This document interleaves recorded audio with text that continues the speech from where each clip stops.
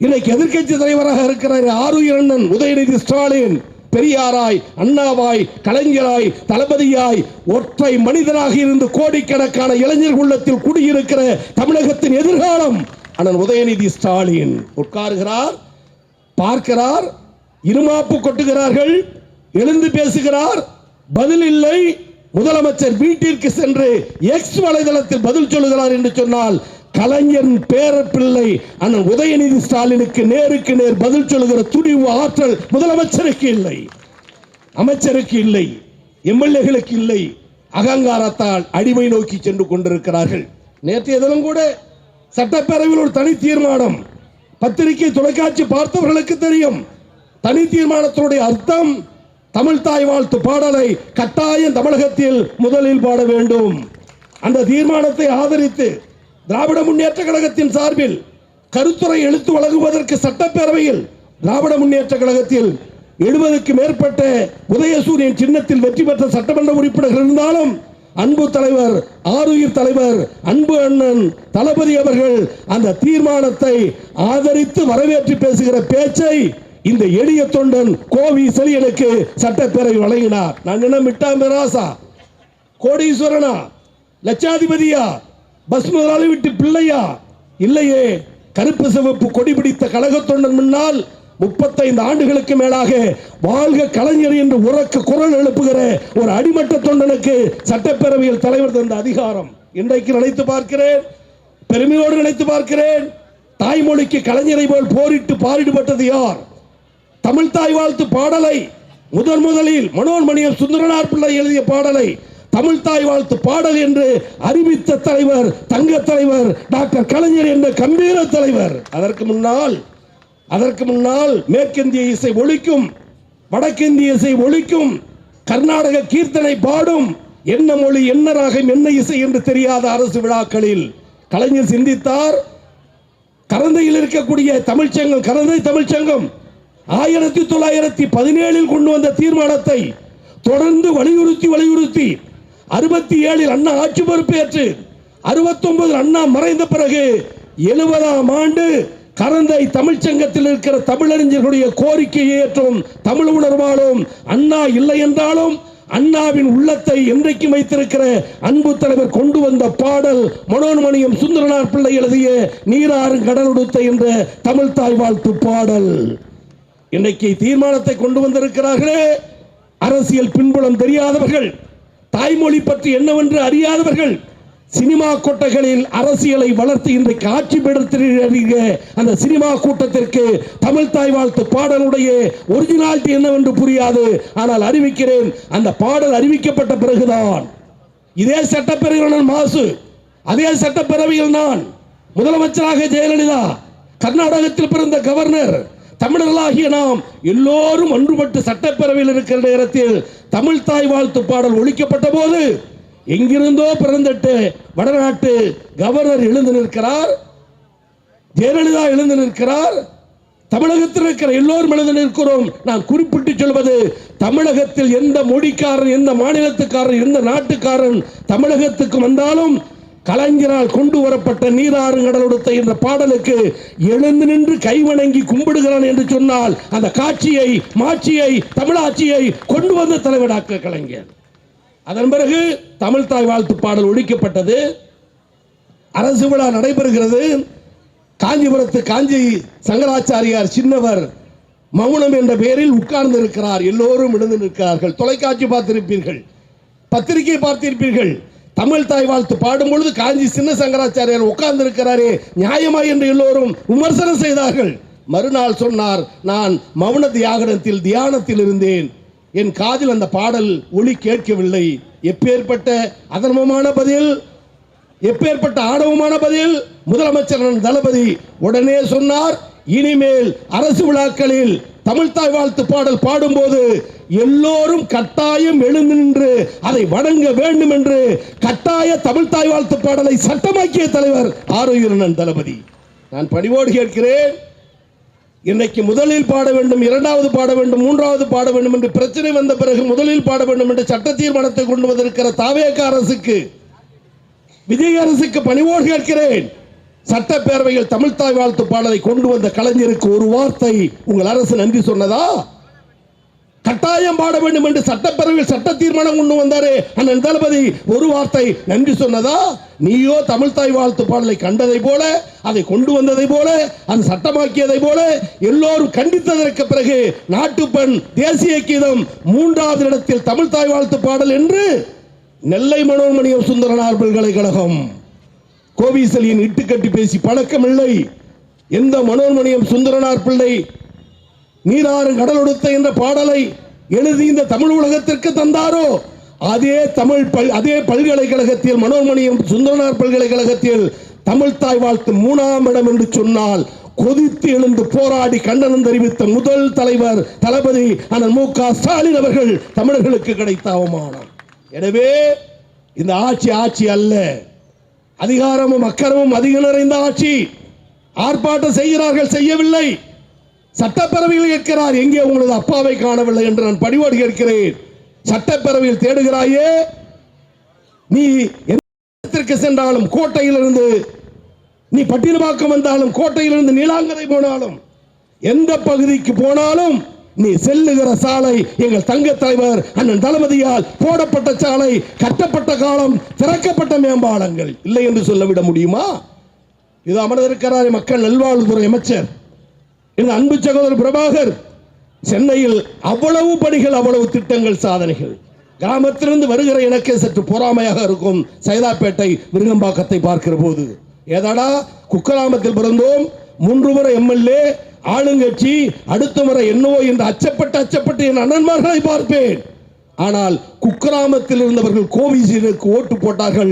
படித்த பாமர மக்கள், படித்தவர்கள், படித்த மேதைகள் சென்னையிலே கோட்டை விட்டு இன்னைக்கு புலம்பி திருக்கிறார்கள். என்ன நியாயம்? எங்களை விட சென்னைக்கு செய்தது யார்? திராவிட முன்னேற்ற கழகத்தை வர சென்னை பட்டினத்துக்கு செய்தது யார்? கட்டிய பாலங்கள் யாரால்? போடப்பட்ட சாலைகள் யாரால்? திறக்கப்பட்ட கட்டிடங்கள் யாரால்? இவைகளை எல்லாம் இன்னைக்கு மறந்துவிட்டு தமிழ்நாட்டு மக்களும் சென்னை மக்களும் இருக்கிறார்கள் என்று சொன்னால் ஒரு சபதம் ஏற்போம். அரசியலில் பழிவாங்கும் படலத்திற்கு ஒரு முற்றுப்புள்ளி வைப்போம். 60 ஆண்டு காலத்திற்கு மேலாக தமிழ் சமுதாயத்தை தன் சுட்டுவிரலில் வைத்து அரசியல் செய்கிற சக்தியை பெற்ற மாபெரும் தலைவர், நினைவில் வாழுகிற அன்பு தலைவர் டாக்டர் கலைஞர் அவர்கள். கலைஞர் என்ற ஒரு மாமனிதர் தமிழகத்தில் பிறக்கவில்லை என்று சொன்னால், பெரியாரின் கொள்கைக்கு, அண்ணாவின் கொள்கைக்கு தமிழகத்தில் ஊர்ஜிதம் படுத்துவதற்கு தலைவர்கள் கிடைத்திருக்க மாட்டார்கள். இன்னும் தெளிவாக சொல்ல வேண்டுமானால், 1000 மேடைகள் உண்டு, 1000 மக்கள் உண்டு, 1000 தலைவர்கள் உண்டு, 1000 ஒளிபெருக்கிகள் உண்டு, இன்னும் கோடானு கோடி மாநாடுகள் உண்டு. நான் அறிந்தவரை, தெரிந்தவரை, பார்த்தவரை, படித்தவரை, உலக வரலாற்றில் உடன்பிறப்பே என்று ஒற்றை சொல்லுக்கு கோடிக்கணக்கானவர்களுடன் கரவொலி பெற்ற ஒரே தலைவர் காவிய தலைவர் டாக்டர் கலைஞர் அவர்கள். இன்னைக்கு அவர் இல்லை என்று நிலையும் நதியில் இல்லை. பெரியாராய், அண்ணாவாய், கலைஞராய் வாழுகிற தலைவர், கழகத்தை கட்டி காக்கின்ற மாபெரும் தலைவர் ஆருயிர் அண்ணன் தளபதி அவர்கள். இன்னைக்கு கலைஞருடைய நினைவு இல்லாத மனிதர்கள் தமிழகத்தில் இல்லை. நான் பல நிகழ்ச்சிகளில் சொல்லுவதுண்டு, திராவிட முன்னேற்ற கழகத்திற்கு விருகம்பாக்கத்திற்கும் இருக்கிற தொடர்பு, விருகம்பாக்கத்திற்கும் தமிழ் மொழி உணர்வுக்கும் இருக்கிற தொடர்பு, இப்படி தமிழாய் இயக்கமாய் சென்னையில் கோட்டையாக இருக்கிற ஒரு பகுதி இந்த விருகம்பாக்கம் பகுதி என்பதை என்றைக்கும் நான் மறந்திட மாட்டேன். சட்டக்கல்லூரி மாணவராக பலமுறை இந்த பகுதியில் பேசியவன், அதன் பிறகு சட்டப்பேரவை உறுப்பினராக, அதன் பிறகு அரசு கொறடாவாக, அதன் பிறகு அமைச்சராக, இன்றைக்கு மீண்டும் சட்டப்பேரவை உறுப்பினராக நான் எந்த நிலையில் இருந்தாலும் கழகத்தோடு கலந்து பேசுகின்ற வாய்ப்பை தொடர்ந்து எனக்கு வழங்கி வருபவர் ஆருயிர் அண்ணன் மாசு அவர்களுக்கு மனதார நன்றியை, பாராட்டுகளை, வாழ்த்துக்களை தெரிவிக்க கடமைப்பட்டிருக்கிறேன். ஒப்பற்ற தலைவருடைய, கலைஞருடைய நினைவு வெளிப்படையாக சொல்ல வேண்டுமானால், காலை கண் விழித்ததிலிருந்து இரவு தூங்கும் நேரம் வரை 7 மணியிலிருந்து இரவு 10 மணி வரை எடுத்துக்கொண்டால் கூட, தூங்குகிற நேரம் வரை விழித்திருக்கிற எந்த ஒரு தமிழனும், எந்த ஒரு தமிழ்நாட்டுக்காரனும் விழித்திருக்கிற நேரத்தில் ஒரு முறையாவது கலைஞரை சிந்திக்காத ஒரு தமிழன் தமிழகத்தில் இன்றைக்கு இல்லை. அறுதியிட்டு சொல்லுவேன், கலைஞர் நினைப்பு இல்லை என்று சொல்லுகிற தமிழன் இல்லை. ஒருவேளை யாராவது கலைஞரின் எப்ப எனக்கு வரவில்லை என்று சொன்னால் அவன் தமிழனே இல்லை என்று அறுதியிட்டு சொல்லுகிற உரிமை நமக்கு உண்டு. அதற்கு காரணம் தமிழாய் வாழ்ந்த தலைவர், அன்பு தலைவர் கலைஞர் அவர்கள். பேராசிரியர் அமர்ந்திருக்கிறார். எத்தனையோ போராட்டங்களில் கலங்கண்டவர், பொடாவை தொலைகொண்டவர், கலைஞருடைய அன்பை பெற்றவர். இன்னைக்கும் பேராசிரியர் மீது திராவிட முன்னேற்ற கழக தொண்டனுக்கு இருக்கிற பாசம், அன்பு, விசுவாசம், மரியாதை, நன்றி எனும் என்று சொன்னால் பொடா கொட்டடியில் கடந்த பல தலைவர்களை, ஈழ விடுதலைக்கு போராடிய தலைவர்களை அன்பு தலைவர் கலைஞர் சட்ட போராட்டம் நடத்தி மீட்டு தந்தார். யார் யார் பொடாவில் இருந்தார்கள், யார் யார் விடுதலைக்கு வந்தார்கள் என்று எல்லோருக்கும் தெரியும். அப்படி விடுதலை செய்யப்பட்ட தலைவர்கள் வெளியே வந்த பிறகு கலைஞருடைய உதவியை, கலைஞருடைய நட்பை, கலைஞருடைய சட்ட போராட்டத்தை மறந்துவிட்டு எதிராக துரோகமாக செயல்பட்ட பல தலைவர்கள் உண்டு. யாரையும் கொச்சைப்படுத்த விரும்பவில்லை.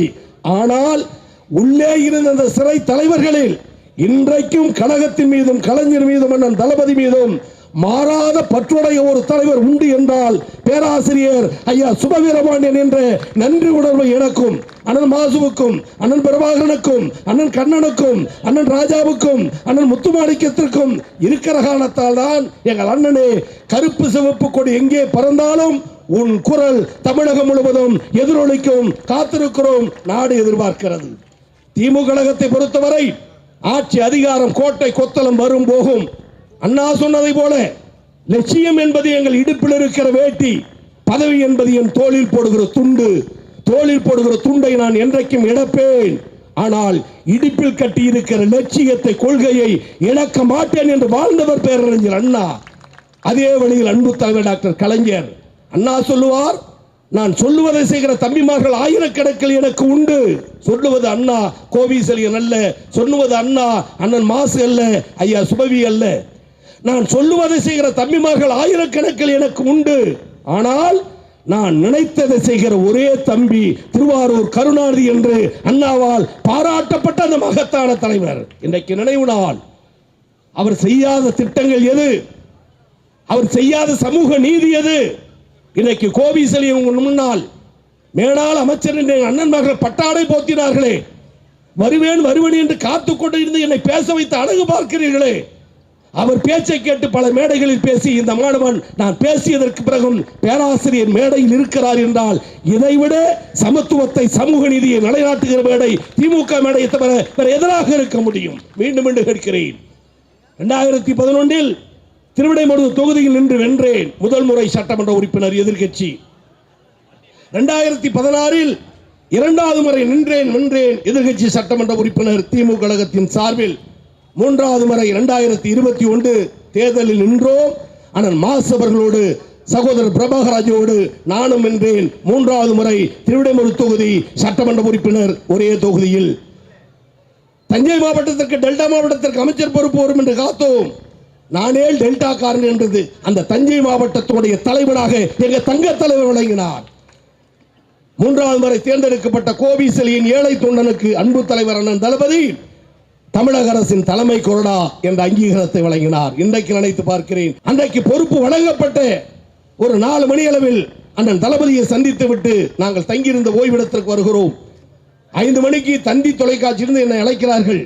இன்னைக்கு விவாத மேடை, கோட்டையில் மு க ஸ்டாலின் என்ற தலைப்பு, வர இயலுமா என்று அழைத்தார்கள்.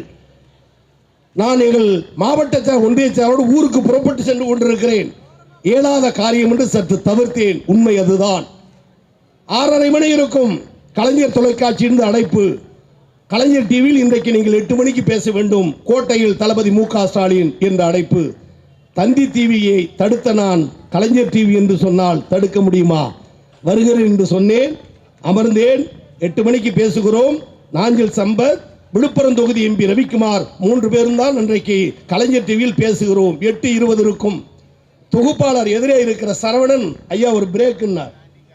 பிரேக்கிங் நியூஸ்னா தான் இப்போ கண்ணாபண்ணான்னு வருதுன்னு நானும் நினைச்சிட்டு சரிங்க ஆடணும். நான் எந்த நாற்காலியில் உட்கார்ந்து கலைஞர் டிவியில் பேசினேனோ அதே படத்தை அப்படியே வைத்து 8:20க்கு தமிழக அரசின் தலைமை கொறடா முனைவர் கோவிசெலியன் என்று அறிவித்த ஒப்பற்ற தலைவர் எங்கள் ஆறுவீரன் தளபதி. வேலை செய்யும் அவனுக்கு கூடியே கூடு என்பார்களே, ஆட்சியை, அதிகாரத்தை, கொள்கையை தொலைக்காட்சியில் முழங்குகிறேன், விவாதம் செய்கிறேன். என் தலைவர் 8:20க்கு அறிவித்தார். 9 மணிக்கு தொலைக்காட்சியினுடைய பதிவு முடிந்த பிறகு 9:05க்கு போட்டேன். தலைவரே, உங்களை பார்க்க நன்றி சொல்ல வர, நல்ல பரவாயில்ல, காலை 10 மணிக்கு வந்தா. இது 2021 துவக்கம். 3.5 ஆண்டுகள் முடிந்தது. அமைச்சரவையில் மாற்றம் என்ற செய்தி வந்தது போனது. அண்ணன் நிலையாக இருந்தார். மக்கள் நல்வாழ்வுத்துறை அமைச்சராக. இன்றைக்கும் சொல்லுகிறேன், ஆயிரக்கணக்கான லட்சக்கணக்கான மக்கள் கொரோனா தொற்றிலிருந்து தப்பித்து இன்றைக்கு உயிர் வாழுகிறார்கள் என்று சொன்னால் 2 தெய்வங்களுக்கு நன்றி சொல்ல வேண்டும். ஒன்று அண்ணன் தளபதி, மற்றும் ஒருவர் அந்த துறையின் அமைச்சர் மாசிலா மாணிக்கம். அண்ணன் மாசி என்பதற்கு பலத்த கரவொலி எழுப்பி நன்றி சொல்ல வேண்டியது நமது தலைவர்களுக்கு நாம் செய்கிற கடமை. காலம் ஓடியது. காஞ்சிபுரத்தில் பாராளுமன்ற தேர்தலுடைய நன்றி அறிவிப்பு கூட்டம் முடிந்து நானும் துணை சபாநாயகர் மாசுவும் காஞ்சிபுரத்திலிருந்து சென்னை திரும்புகிறோம். 8:30 மணி 9 மணி இருக்கும். காரில் ஏறி உட்கார்ந்தவுடன் பிரேக்கிங் நியூஸ். பிச்சாண்டி என் PA பிரேம் அமைச்சரவை மாற்றம் செய்தி. 4 அமைச்சர்கள் பதவி ஏற்கிறார்கள் செய்தி. முதல் செய்தி, செந்தில் பாலாஜி அமைச்சராகிறார். 2வது ஆவடி நாசர் அமைச்சராகிறார். 3வது சேலம் ராஜேந்திரன் அமைச்சராகிறார். Breaking news. 4வது என்று பதற்றத்தோடு நானும் அண்ணன் துணை சபாநாயகர் பிச்சாண்டியும் காரில் வந்த பொழுது எங்கள் காதில் விழுந்த வார்த்தை, முனைவர் கோவி செழியன் 4வதாக அமைச்சராகிறார். ஒரு தொண்டனுடைய மனநிலையை நினைத்து பாருங்கள். என்னையும் அறியாமல் கண்கள் கலங்குகிறது, தொண்டை அடைக்கிறது. எதுவும் எதிர்பாராமல் அந்த இயக்கத்திற்கு உழைக்க சட்டக்கல்லூரி மாணவனாக வந்த பொழுது இதே ராணிப்பேட்டை இடைத்தேர்தல் அண்ணன்களுக்கு நினைவிருக்கும். சைதாப்பேட்டை அண்ணனோடு அதிகம் தங்கியவன் நான். எதையும் எதிர்பார்க்காமல் இயக்கத்துக்கு வந்த நான், இதை கொடுங்கள் என்று கேட்டு பழக்கப்படாதவன் நான். அமைச்சர் என்ற பொறுப்பு அறிவிக்கப்பட்ட அடுத்த 2வது நிமிடம் அண்ணன் பிச்சாண்டி அவர்கள் கையை பிடித்து, இது தளபதியின் கால், அண்ணன் உதயநிதியின் கைகள் என்று நன்றி சொல்லிவிட்டு காத்திருந்தேன். அடுத்து இலாக்கா அறிவித்தார்கள். செந்தில் பாலாஜி மீண்டும் மதுவிலக்கு ஆயத்தீர்வை. ஆவடி நாசர் சிறுபான்மை மற்றும் நலத்துறை, தமிழர் நலத்துறை, உலகவாழ் தமிழர் நலத்துறை. நம்முடைய அருமை அண்ணன் சேலம் ராஜேந்திரன் சுற்றுலாத்துறை. 4வதாக நான் எதிர்பார்த்தது ஏதோ ஒரு துறை என்று ஆனால் அறிவித்தார்கள். உயர்கல்வித்துறை அமைச்சராக முனைவர் கோவி செழியன். நான் மீண்டும் சொல்லுகிறேன், ஒரு ஓலை குடிசையில் பிறந்த ஏழை தொண்டை இந்த கோவி செழியன். லட்சங்கள் எனது வாழ்க்கையில் வரவு செலவு கிடையாது. கற்றலும் கற்பித்தலும் அவன் தொழில். எவன் தொழில்? அவன் தொழில். ஐயர், ஐயங்கார், சர்மா, சாஸ்திரி. கற்றலும் கற்பித்தலும் அவன் தொழில். ஒருவேளை கற்றல் ஓசை ஆன ஆவண ABCD 1 2 3 எண்ணும் எழுத்தும் கண்ணனத்தகும். அந்த எழுத்தும் எண்ணும் ABCDயும் ஒரு தாழ்த்தப்பட்டவன் காதிலே பட்டு விட்டால் காதில் ஈயத்தை காய்ச்சி ஊத்த வேண்டும் என்று மனு தர்மம் எழுதிய இந்த நாட்டில் 60-70 ஆண்டுகளுக்கு முன்னால் மனுஸ்மிருதி சொன்ன இந்த நாட்டில் தந்தை பெரியாரின் புரட்சிக்கு பிறகு, அண்ணாவின் உழைப்புக்கு பிறகு, கலைஞருடைய தியாகத்துக்கு பிறகு ஆனால் அம்பேத்கர் எழுதி தந்த சட்டத்தின் அடிப்படையில் இன்றைக்கு யார் காதில் ஈயத்தை காய்ச்சி ஊத்த வேண்டும் என்று சொன்னார்களோ அந்த சமுதாயத்தில் பிறந்த கோவி செழியன் பள்ளி பக்கம் செல்லக்கூடாது என்ற கோவி செழியன் உயர்கல்வித்துறை அமைச்சர் என்று சொன்னால் நான் பாதம் பணிந்து கேட்கிறேன். எங்கள் மக்களே, என் சகோதரிகளே, உலகத்தில் சமூக நீதியை பேசுகிற 1000 தலைவர்கள் உண்டு. ஆனால் வாழ்நாளில் செய்து காட்டிய ஒரே தலைவர் தளபதி அண்ணன் MK ஸ்டாலின் அவர்கள். ஆட்சி இருக்கும், இல்லாமல் போகும். கோட்டை இருக்கும், கொத்தளம் இருக்கும், எதுவும் இருக்கும், இல்லாமல் போகும். ஆனால் திமுக கழக தொண்டரை பொறுத்தவரை தலைவனை மாற்றாமல், தத்துவத்தை மாற்றாமல், எண்ணத்தை மாற்றாமல், சின்னத்தை மாற்றாமல் பிச்சைக்காரனாக வாழ்ந்தாலும் திமுக கட்சிக்காரனாக எழுந்து நிற்கிற கூட்டம் திராவிட முன்னேற்ற கழக கூட்டம். எனவே காத்திருப்போம், களம் காடுவோம், வெற்றி பெறுவோம். தளபதி போகிற இடத்தெல்லாம் கேட்கிற ஓசை என்ன தெரியுமா? மீண்டும் வருவோம், மீண்டும் வருவோம், மீண்டும் வருவோம், மீண்டும் வருவோம் என்ற ஓசை தமிழகம் முழுவதும் ஒலிக்கட்டும். அது பாராளுமன்ற தேர்தலாக இருந்தாலும் சரி, பாராளுமன்றத்தோடு சட்டமன்ற தேர்தல் ஒன்றாக வந்தாலும் சரி, அது உள்ளாட்சி தேர்தலாக இருந்தாலும் சரி, இனி வரும் காலங்களில் தமிழ்நாடு முழுவதும் உதிக்கட்டும், உதிக்கட்டும், உதிக்கட்டும், உதய சூரியன் சின்னம் உதிக்கட்டும் என சொல்லி கலைஞரை நினைத்து பார்த்து அவர் வழியில் வாழுகிற தளபதியை அண்ணன் உதயநிதி அவர்களின் தலைமையில் கழகம் காப்போம், அண்ணன் மாசு வழி நடப்போம் என சொல்லி பேராசிரியருக்கு ஏற்பட்ட இடர்பாடிற்கு வருத்தத்தையும் தெரிவித்து கலைஞருக்கு புகழஞ்சலி செலுத்திய உரையை நிறைவு செய்கிறேன். நன்றி, வணக்கம்.